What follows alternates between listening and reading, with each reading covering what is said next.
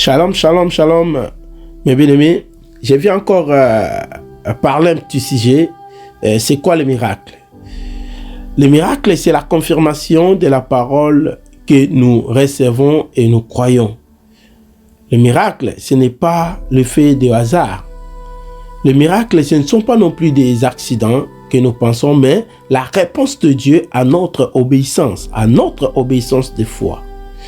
Et quand nous lisons dans un livre, dans la parole de Dieu, dans le livre de Jean chapitre 2, verset 5, dans la fête des Cana, la mère de Jésus dit au serviteur, faites tout ce qu'il vous dira. Faites tout ce qu'il vous dira. Il voulait dire, obéissez à la parole qu'il vous dira. Parce qu'il savait, la parole Jésus prononcera, ça produira des miracles. Et quand nous descendons, la Bible dit, Jésus dit aux serviteurs, remplissez ces récipients avec de l'eau. Les serviteurs les remplissaient jusqu'au bord. Ils ont distribué, ça produit des miracles. Chaque fois que tu obéiras à la parole de Dieu, je te dis, ça produira des miracles. L'obéissance t'amènera au sommet. L'obéissance te fera de toi le premier, un homme puissant. C'est obéir à la parole de Dieu. Quand nous lisons dans la parole de Dieu, dans le livre de Jean chapitre 21 verset 6, nous connaissons l'histoire. Les disciples ont allé à la pêche, n'ont pas pêché. Du coup, le matin, Jésus leur dit, jetez les filets à droite de la barque et vous trouverez. Ils jettent et ils prennent tellement de poissons qu'ils ne plus tuer les filets de l'eau. Là aussi, on voit l'exemple d'obéissance. Il ne s'est pas demandé des questions qu'on a pêché toute la nuit. On était là à gauche, on était là à droite. Mais ils ont exécuté.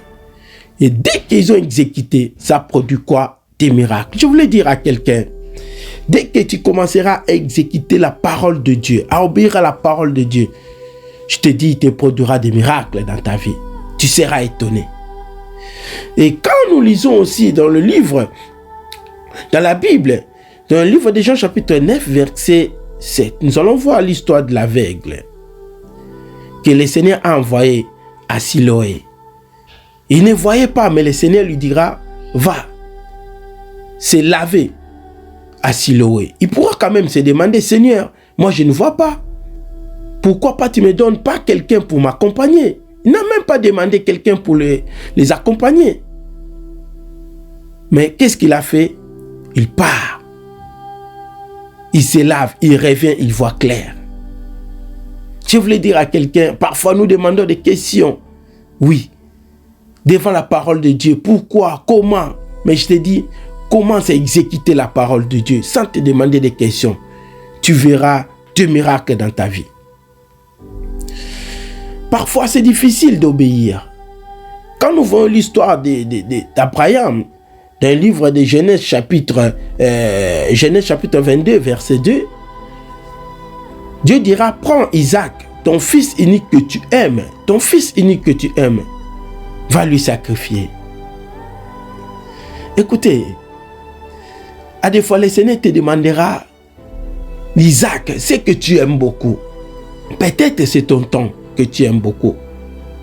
Peut-être c'est ton ego. Peut-être que c'est, je ne sais pas, qu'est-ce que tu aimes beaucoup. Mais le Seigneur te demandera ça, pour te dire, sacrifie-moi ça. Et dès que tu vas sacrifier ça, ça produira des miracles.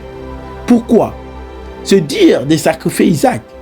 Mais crois-moi, le Seigneur c'est un metteur en scène. Il sait ce qu'il va faire. Mais il te demande seulement d'obéir à la parole, afin de voir le miracle. Dans le livre de Jacques, chapitre 1, verset 22, la Bible dit, ne vous contentez pas d'écouter seulement la parole de Dieu, mais faites ce qu'il dit, faites ce que la parole de Dieu dit, mets la parole de Dieu en pratique. La Bible dit, sinon, vous vous tromperez vous-même. La Bible dit dans notre version, traduis-la en acte.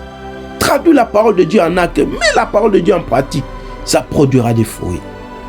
Je voulais te dire, mes bien-aimés dans le Seigneur, parfois se dire d'obéir, mais il y a des miracles à côté. Obéissons à la parole de Dieu. t'amènera au sommet. C'était votre frère Rifan Maïlo.